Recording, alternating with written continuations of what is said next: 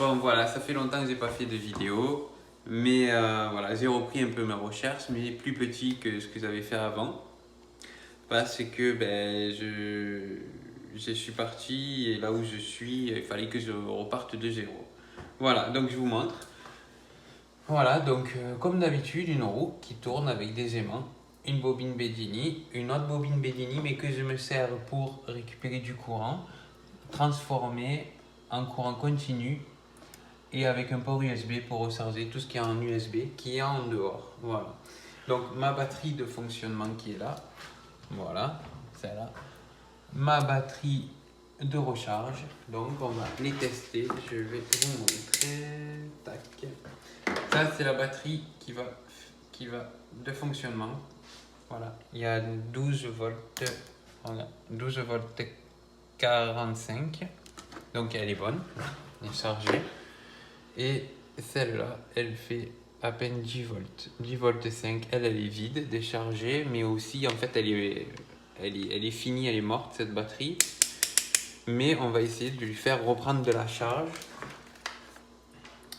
Donc on va brancher, donc on va toujours brancher d'abord la batterie de charge. Voilà, voilà donc là 10 volts. Voilà, et maintenant on va brancher la batterie de fonctionnement.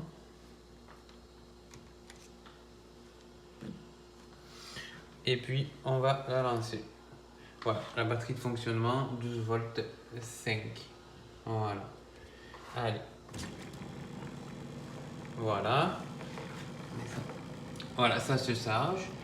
Voilà, elle descend 12 volts 3 et déjà de 12 volts 5 elle passe à 12 volts 6. Elle recharge. Voilà, donc je consomme 1 ampère 18. Voilà. On va la laisser et on regardera après. Ici, donc, j'ai un port USB qui réceptionne du courant sur les aimants à mesure. Donc là, on va brancher quelque chose pour vous montrer que ça charge. Donc, hop.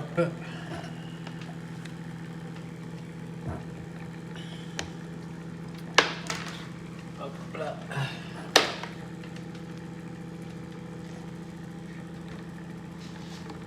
Voilà, regardez, c'est un chargement. Voilà, donc ça, cette bobine, c'est du courant que je récupère pour moi, pour mes utilisations, recharger téléphone portable, recharger haut-parleur, ce que vous voulez, tout ce qui est en USB.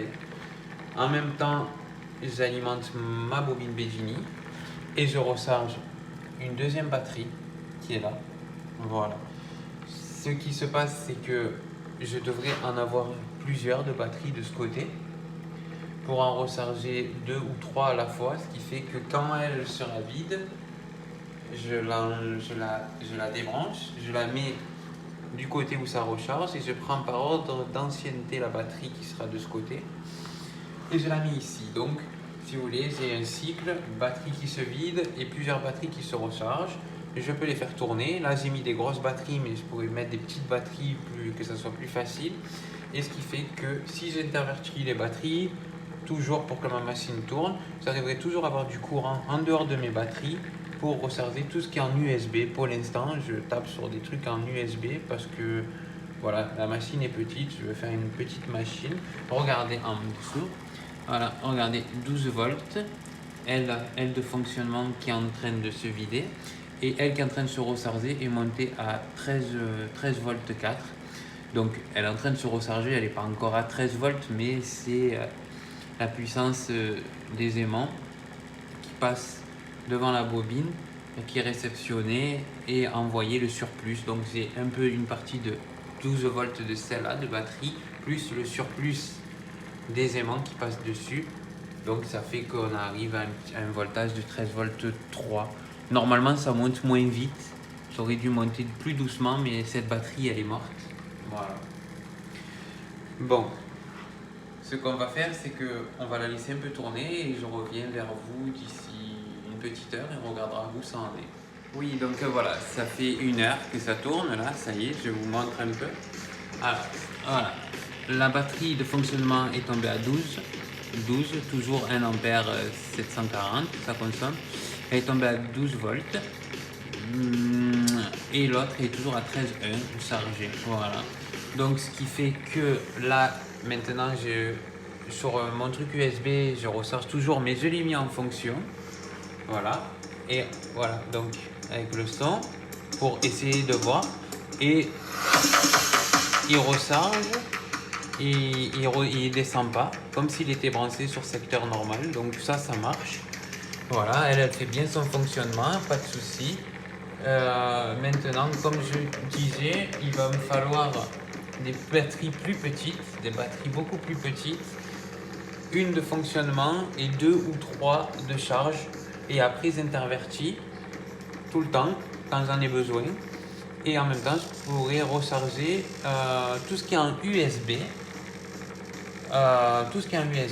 Sans brancher à la prise électrique, ce qui veut dire que quand ma petite batterie de ce côté elle sera vide, j'aurai qu'à en prendre une des 3 qui aura de ce côté, de la remettre dans l'autre côté et ça tournera toujours et je pourrai toujours recharger mes petits appareils en USB. Voilà. Pour l'instant, je reste sur de l'USB petit et on verra plus tard. Voilà, doucement, voilà.